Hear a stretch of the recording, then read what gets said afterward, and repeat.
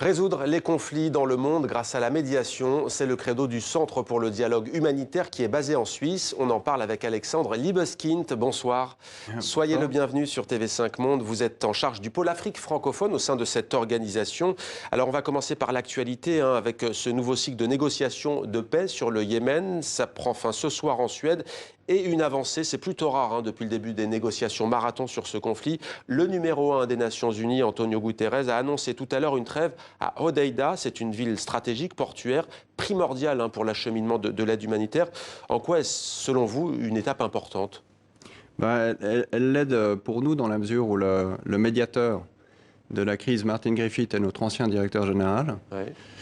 Et donc ça me fait plaisir de voir que le Centre pour le dialogue humanitaire peut contribuer à ce que fait les Nations Unies. On est là dans un cas typique d'une médiation qui règle très localement une situation. Ça ne règle pas, si vous voulez, le conflit yéménite, Oui. mais ça va permettre aux populations civiles de respirer, et c'est déjà énorme. Une victoire de la médiation, diriez-vous ? C'est certainement une victoire de la médiation. C'est aussi une approche qui consiste à faire ce qu'on peut. C'est-à-dire que quand vous êtes bloqué sur un processus de paix central, il faut essayer de travailler par en dessous, de régler des situations locales. C'est ce que nous faisons par exemple dans le Sahel, où chaque année, nous réglons une centaine de conflits locaux, qui sont des conflits d'accès aux ressources entre nomades et sédentaires, qui sont des conflits intercommunautaires. Et ça change la vie des gens et ça change la dynamique du conflit aussi. Donc c'est important. Tout ne se joue pas en fait lors des cycles comme ça de négociation. Vous êtes sur le terrain. Quelle est la vocation au juste de votre centre ? Le Centre pour le dialogue humanitaire est une organisation privée basée en Suisse, basée à Genève, qui a pour vocation d'offrir des services de médiation et de conseil à la négociation.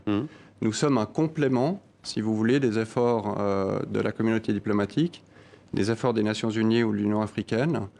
Ce que nous amenons, c'est ce qu'ils ne peuvent pas amener. La première chose, c'est une indépendance absolue. Notre force est notre faiblesse, si vous voulez. Nous ne représentons pas une menace pour les parties au conflit. Nous ne représentons ni d'intérêt économique, ni une idéologie, ni d'intérêt politique. Ce que nous pouvons faire aussi, c'est établir des contacts, établir un dialogue avec l'ensemble des parties qui ont une influence sur les conflits, y compris les parias. Mais comment faites-vous justement, parce qu'on imagine que ça encourt un risque pour vos équipes, comment faites-vous concrètement ? Vous évoquiez le Sahel, une région tout de même en proie ces dernières années au terrorisme, à l'insécurité, au banditisme aussi. Avant tout, nous travaillons avec des médiateurs locaux. L'ensemble des médiateurs qui sont déployés aujourd'hui en Afrique pour le centre sont des Africains, sont des gens qui ont la sensibilité locale, qui ont des réseaux impressionnants, qui gèrent très bien les risques et qui comprennent beaucoup mieux les enjeux que des diplomates comme moi. Alors que leur apportez-vous justement ? Alors ce que j'apporte essentiellement, c'est la garantie de la neutralité, d'une part, et d'autre part, c'est une méthodologie.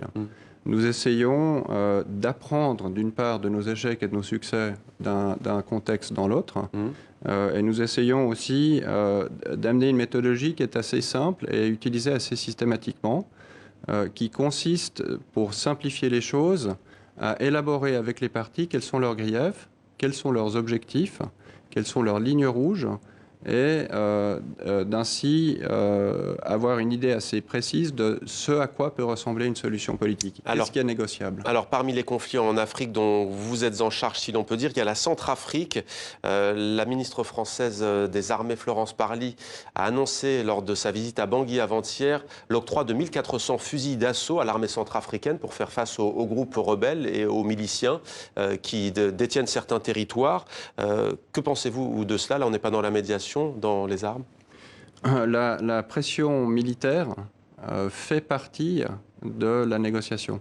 La médiation n'est toujours que la transposition d'un rapport de force sur le plan diplomatique, sur un autre terrain. Ce qui est frappant dans la République, dans la situation centrafricaine, c'est qu'on a certes un accord politique qui est un bon accord, le pacte républicain, dont le Centre pour le dialogue humanitaire a été un des parrains. Mais 3 ans plus tard, le rapport des forces sur le terrain est au désavantage de l'État. C'est-à-dire que les groupes armés contrôlent aujourd'hui 3/4 du territoire centrafricain. J'imagine que ce que cherche à faire la France, c'est de rééquilibrer ce rapport des forces pour que l'État aille à la négociation dans une position de négociation renforcée. Maintenant, 1400 fusils d'assaut, c'est certes louable, mais il faut se rendre compte qu'on a un territoire qui a la taille de la France, qu'aujourd'hui, les forces centrafricaines, c'est quelques milliers d'hommes, 3000 pour être précis, c'est-à-dire la moitié moins que le nombre de CRS qu'il a fallu pour protéger l'Arc de Triomphe contre des manifestants qui n'étaient pas armés.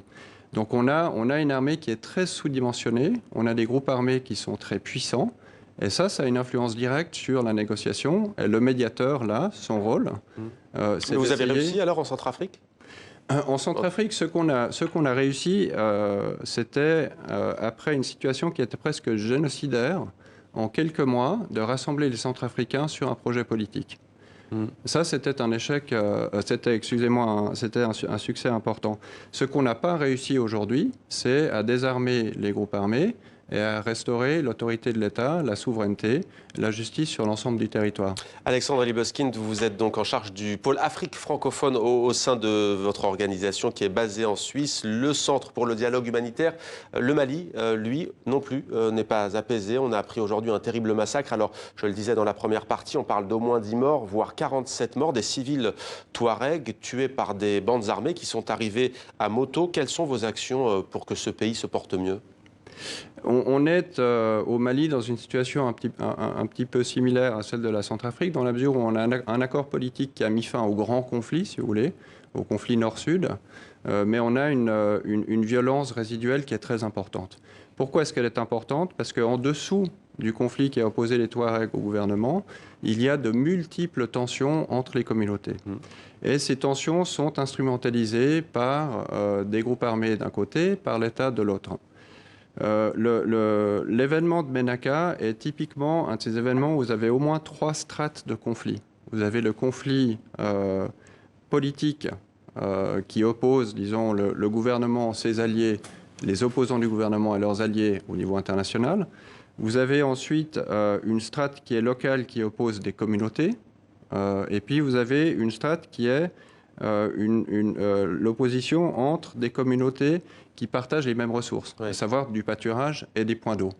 Et tous ces conflits s'alimentent les uns les autres. Ce que nous essayons de faire, c'est de partir vers le bas, c'est-à-dire de régler les conflits intercommunautaires pour ensuite essayer de régler les conflits politiques. Mais ça, on ne peut pas le faire. C'est-à-dire qu'on doit avoir là le concours des États, le concours des groupes armés et essayer de trouver une solution politique. Merci beaucoup Alexandre Libeskind d'avoir répondu à nos questions dans 64 minutes sur TV5 Monde. Je rappelle que vous êtes donc en charge du pôle Afrique francophone au sein du Centre pour le dialogue humanitaire qui est basé en Suisse. Merci à vous. Merci.